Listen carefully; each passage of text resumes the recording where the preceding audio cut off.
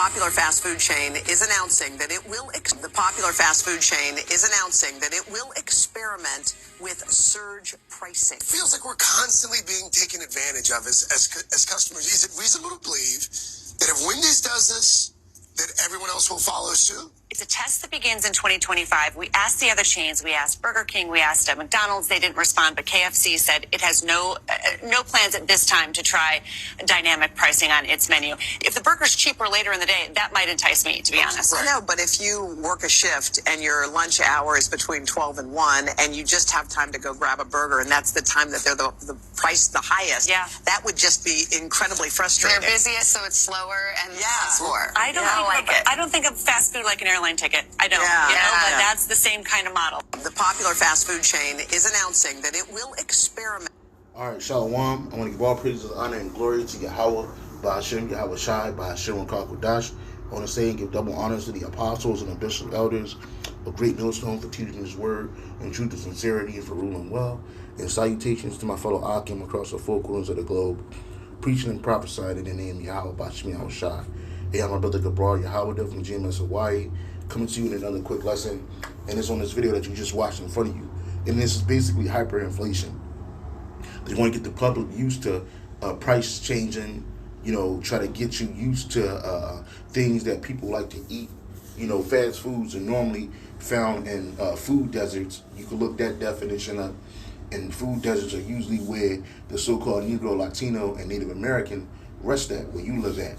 Right? You're not going to find a Wendy's in an upscale neighborhood. You got to drive distances to go to a Wendy's, a Burger King, a McDonald's, a KFC, and none of that food is any good for us anyway.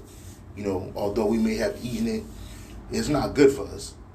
So they're pushing this. They're pushing this big time. They said they're going to use this in 2025, man.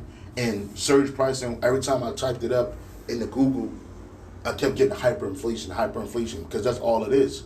It's hyperinflation. All right? And they're gradually, we know that, and the scripture says this real quick. This is 2 Corinthians 2:11. Lest Satan should get an advantage of us, for we are not ignorant of his devices.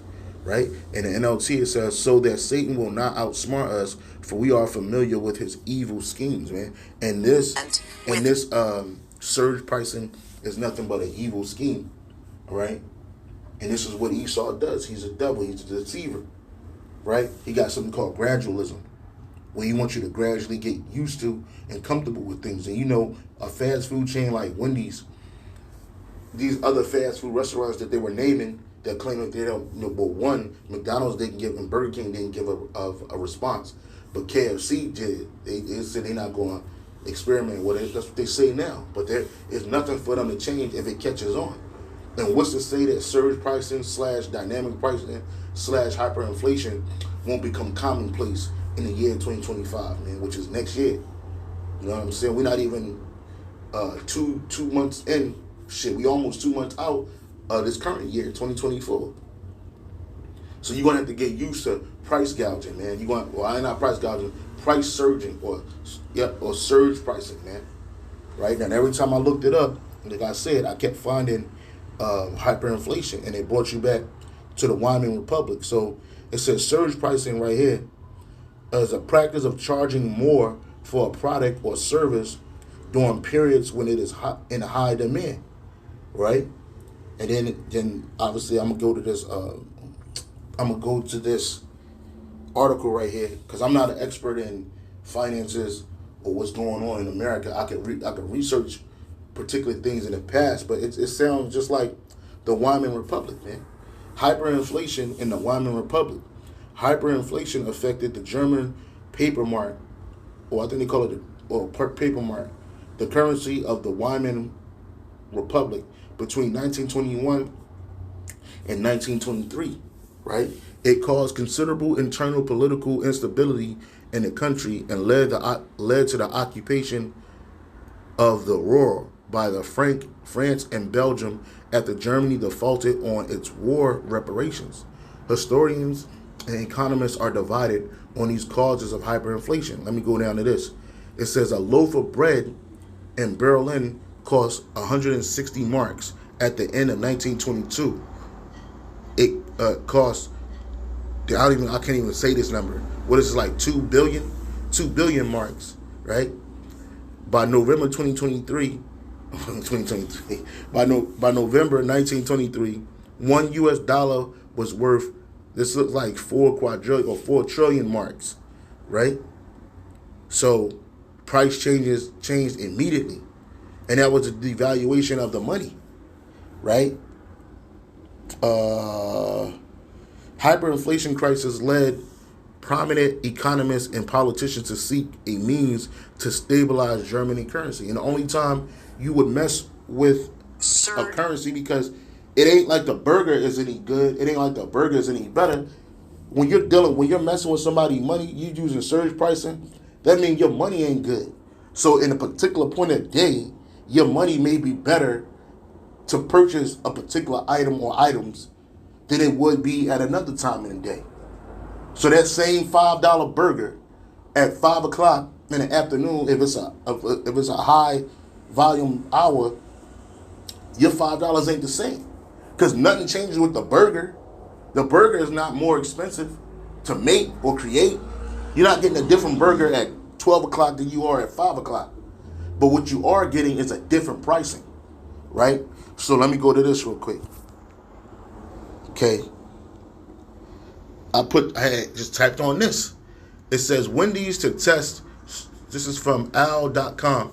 Wendy's to test surge pricing, meaning you could pay different prices at different times, all right? The price of your next meal at Wendy's could vary depending on the time you place your order. On the earnings call earlier this month, Kirk Tanner, the president and CEO of Wendy's, announced that the company will invest about $20 million into digital menus. And remember, they're pushing everything digital. They're getting everybody ready for this mark, man. Hey, that might be a stipulation on the mark. Hey, at this particular time, you could go pay for this and get it at this price. But then, once you get to another portion of the day, hey, it may cost more of your rations, man. You're going to be out here mashing for your rations. Your chip rations, bro. You know? So it says we'll invest about $20 million into digital menus at all U.S. company-operated restaurants and begin testing dynamic pricing by 2025. Dynamic pricing is a fluctuation price strategy based on external factors, including supply, demand, and the time of day. Think surge pricing for ride-sharing apps such as Uber or Lyft. Tanner said that the digital menus will improve order accuracy, grow sales with upselling and merchandising, and improve the crew experience. Yeah, it's all bullshit, bro. They playing games, man. You got to read more into it. I want to read the whole article because we'll be here. But check it out, man. Surge pricing ain't nothing but a fancy way of saying hyperinflation, and it's coming in 2025. And with that, I say shalom, on to the next.